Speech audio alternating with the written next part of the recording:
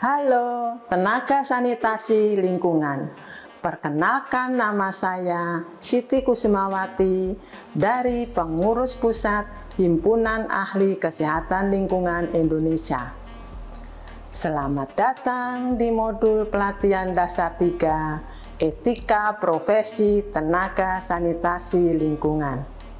Kode etik profesi tenaga sanitasi lingkungan merupakan kumpulan peraturan yang berkaitan dengan penerapan perilaku tenaga sanitasi lingkungan di lapangan sesuai dengan keahlian yang mereka miliki serta sesuai dengan standar pelayanan profesi sanitasi lingkungan.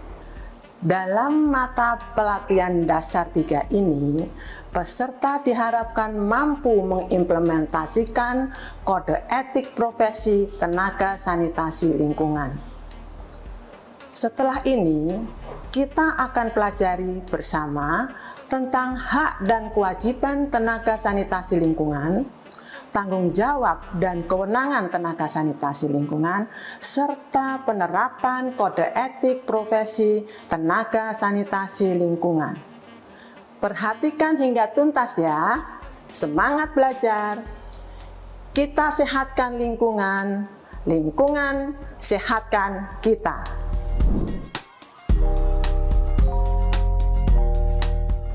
Halo tenaga sanitasi lingkungan, saya Muhammad Fauzian Nur Hadi akan menjelaskan MPD 3, yakni Etika Profesi Tenaga Sanitasi Lingkungan. Pada MPD 3, terdiri dari 3 materi pokok, yakni pertama, hak dan kewajiban tenaga sanitasi lingkungan. Kedua, tanggung jawab dan kewenangan tenaga sanitasi lingkungan. Ketiga, penerapan kode etik profesi tenaga sanitasi lingkungan.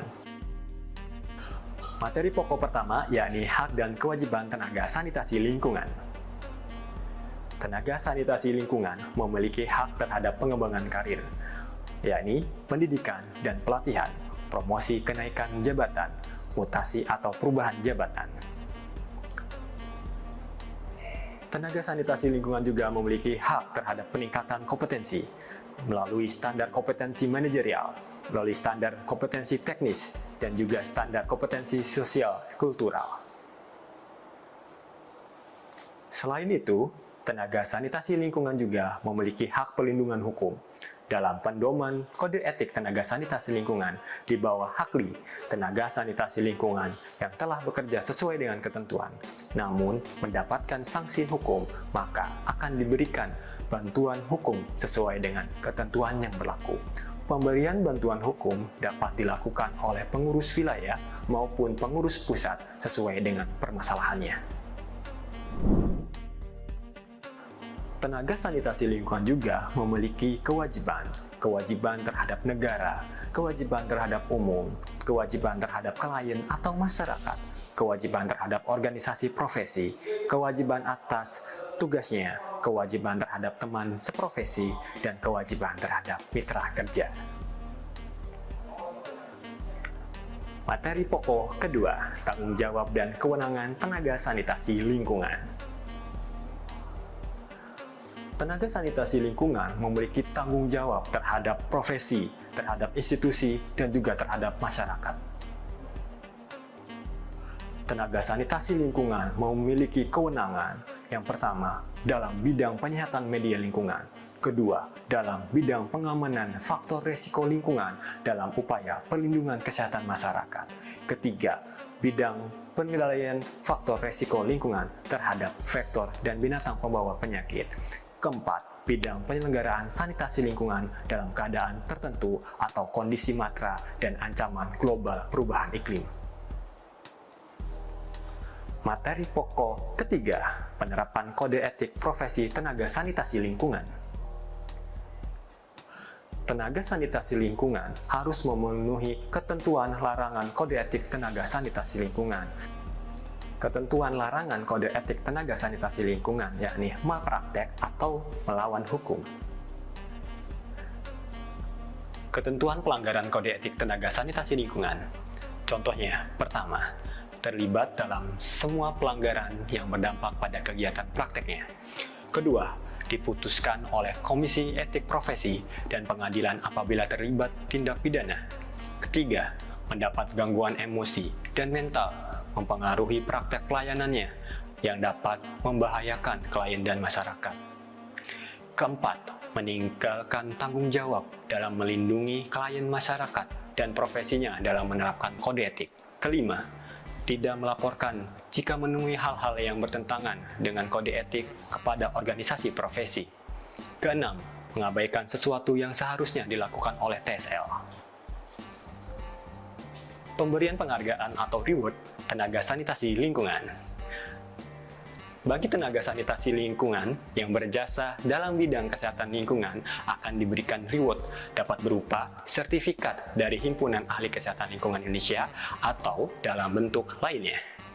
Tenaga sanitasi lingkungan yang telah bekerja sesuai dengan ketentuan namun mendapatkan sanksi hukum maka akan diberikan bantuan hukum sesuai dengan ketentuan yang berlaku. Bagi tenaga sanitasi lingkungan yang telah mencapai kompetensi tinggi akan diberikan sertifikat sebagai penghargaan. Pemberian sanksi bagi tenaga sanitasi lingkungan. Pertama, terlibat dalam semua pelanggaran yang berdampak pada kegiatan praktiknya. Kedua, diputuskan oleh Komisi Etik Profesi dan Pengadilan apabila terlibat tindak pidana.